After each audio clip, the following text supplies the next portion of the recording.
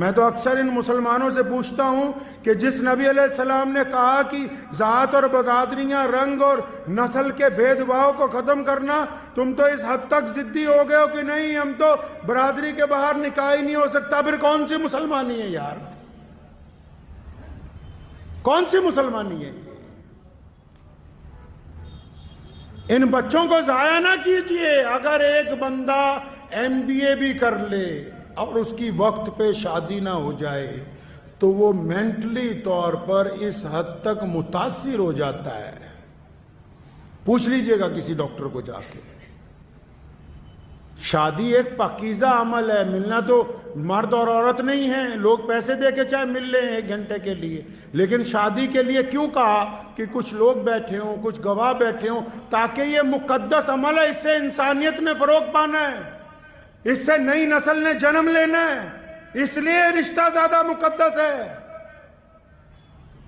عورت اور مرد کا ملنا کوئی بڑے کمال کی بات نہیں ہے. کمال کی بات یہ ہے کہ ان کے ملنے کی وجہ سے نئی نسل کا ایک پاکیزہ روح کو وجود کے اندر آنا ہے. اللہ تعالیٰ نے اس لیے اس کی قسم کھائی کہ یہ بڑا مقدس عمل ہے، اور اس مقدس عمل کا کھیل بنا دیا. بھائی ایک بات میں بار بار دیکھتا ہوں، میں اکثر ابھی ہمارے چچا ہیں حافظ اسرائیل صاحب، ان کی بیٹی کا نکاح تھا، ملیر کوٹلہ میں گیا تو نہایت سادگی سے عورتیں پردے میں ایک طرف تھیں اور مرد ایک طرف تھے. آرام سے زمین پہ بیٹھا، دسترخوان لگایا، ہزاروں لوگوں نے کھانا کھایا. آپ اپنے گھر، ہم اپنے گھر. اور میں دیکھتا ہوں کہ جن لوگوں کے پاس تھوڑے زیادہ پیسے اللہ نے دے دیے ہیں، وہ سوچتے نہیں وہ تمام کام کرنے ہیں جو نعوذ باللہ صلی اللہ علیہ وسلم کی مخالفت میں ہو. وہ تمام کام کریں گے. ایک بات آج میں تھوڑی کڑوی سی ہے لیکن سن لیجئے، اللہ تعالیٰ شفا دیں گے. آمین. زور سے کہہ دو آمین. بیماری دور ہو جائے گی انشاءاللہ. ایک سوال ہے میرا سارے مولویوں سے، بھارت کے مولویوں سے، چاہے وہ دیوبندی مولوی ہیں، چاہے وہ بریلوی مولوی، چاہے وہ تبلیغی جماعت والے ہیں، چاہے وہ جماعت اسلامی والے ہیں، چاہے وہ ندوہ والے ہیں، چاہے وہ جامعہ ملیہ والے ہیں،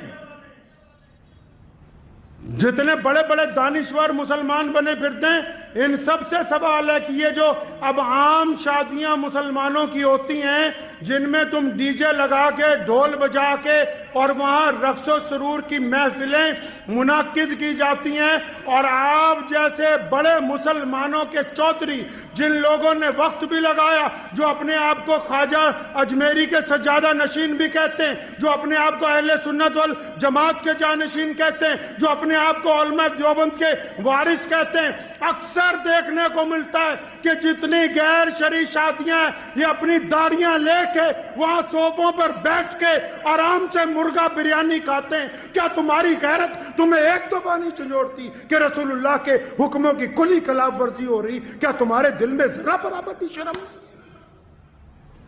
ذرا برابر غیرت نہیں آتی تمہیں؟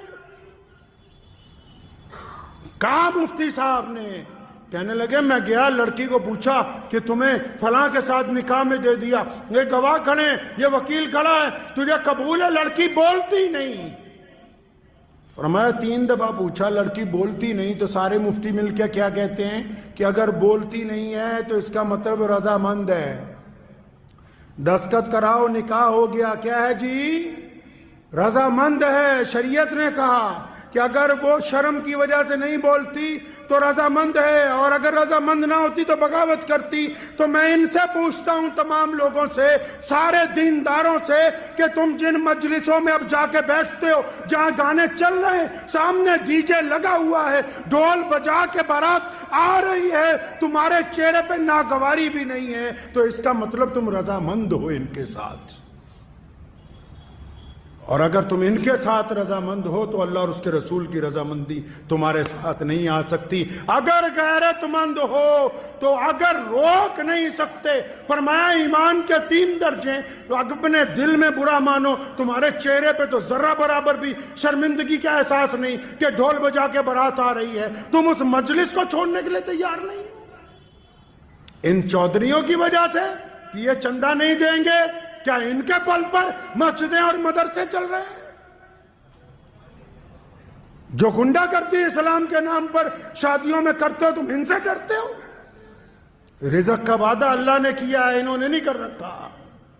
3 درجے ایمان کے، فرمایا اگر کوئی چیز بری لگے تو دل میں برا مانو، اگر طاقت ہے تو زبان سے کہو، اگر ہاتھ سے روک سکتے ہو تو وہ اول ترین درجہ ہے۔ تو یہ جتنے آپ میں یہ جو بات آج ممبر پہ بیٹھ کے کہہ رہا ہوں، روزانہ پورے ملک میں شادیاں ہو رہی، اور جتنے سرمایہ داروں کی شادیاں جا کے دیکھ لو، یہ جتنے کٹھ ملا ہیں یہ ان کے نکاح بھی پڑھا رہے، ان کی بریانیاں بھی کھا رہے، ان کے قورمے بھی کھا رہے۔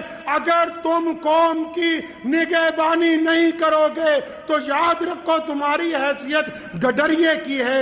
اگر ایک بھی کوئی ریوڑ میں سے کوئی چیز ضائع ہو گئی تو گڈریے کو مالک پوچھتا ہے، اللہ تعالیٰ نے ان کو چھوڑ دینا ہے، تمہارا گریبان پکڑ لینا ہے۔ کوئی ضرورت نہیں ایسا نکاح پڑھانے کی جہاں ڈھول بجتے ہوں، کوئی ضرورت نہیں ایسے شادی کے اندر جانے کی جنہوں نے ڈی جے لگا کے رکھے ہوں، جو ناچ کے ڈھول بجا کے آ رہے ہوں، ان کے ساتھ شہر کا قاضی چل رہا ہو، شرم کے ڈوب مرنے کا مقام ہے ان لوگوں کے لیے۔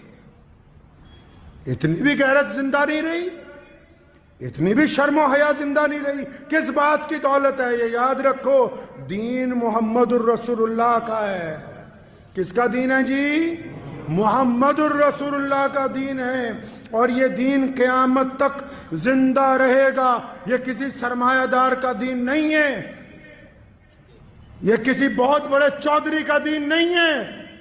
دنیا کی کوئی طاقت اس دین کو سرنگو نہیں کر سکتی۔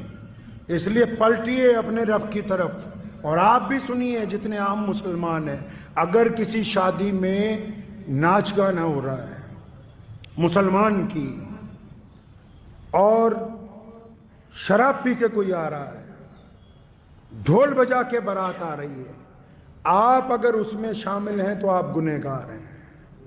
میں فتوے نہیں اکثر دیتا، لیکن یہ مسئلہ آپ کو اس لیے بتا رہا ہوں کہ رسول اللہ صلی اللہ علیہ وسلم کو یہ بات پسند نہیں ہے۔ رسول اللہ نے سادگی سے نکاح کا حکم دیا۔ عبد الرحمن بن عوف جلیل القدر صحابی، اربوں پتی آدمی، رسول اللہ نے فجر میں پوچھا عبد الرحمن یہ کپڑوں پہ لال رنگ کا داغ لگا، فرمایا یا رسول اللہ رات میرا نکاح ہوا تھا تو مہندی لگ گئی تھوڑی سی۔ کچھ نہیں کہا رسول اللہ نے کہ ہمیں نہیں بلایا، فلاں کو نہیں بلایا۔ تو رسموں میں پڑ گئے جی، فلانے بھائی کو لے آؤ، فلانے چاچے کو لے آؤ، ماسڑ کو لے آؤ، یہ لے آؤ، وہ لے آؤ۔ اور یہ جو چھپ چھپ کے تمہاری اولادیں زنا کر رہی ہیں، کبھی ان کی طرف بھی دیکھو، ان کی طرف بھی دیکھو۔ خدا کے واسطے ان تمام رسموں کو چھوڑ دیجئے، اور اس جذبے کے ساتھ چھوڑنا کہ ہم مسلمان ہیں، انشاءاللہ تعالیٰ ہم اس غلط کام میں ساتھ نہیں دیں گے، کریں گے جی انشاءاللہ۔ ان مولویوں کو نہیں، باقی لوگ بھی، اگر کوئی چودھری اپنے بل پہ، اس کی اولاد اپنے بل پہ باجا بجوانا چاہتی ہو تو بجانے دو، اس کا نکاح پڑھانے کی ضرورت نہیں ہے جب تک توبہ کر کے اللہ اور اس کے رسول صلی اللہ علیہ وسلم کی رضا نہ حاصل کر لے۔ دعا کیجیے۔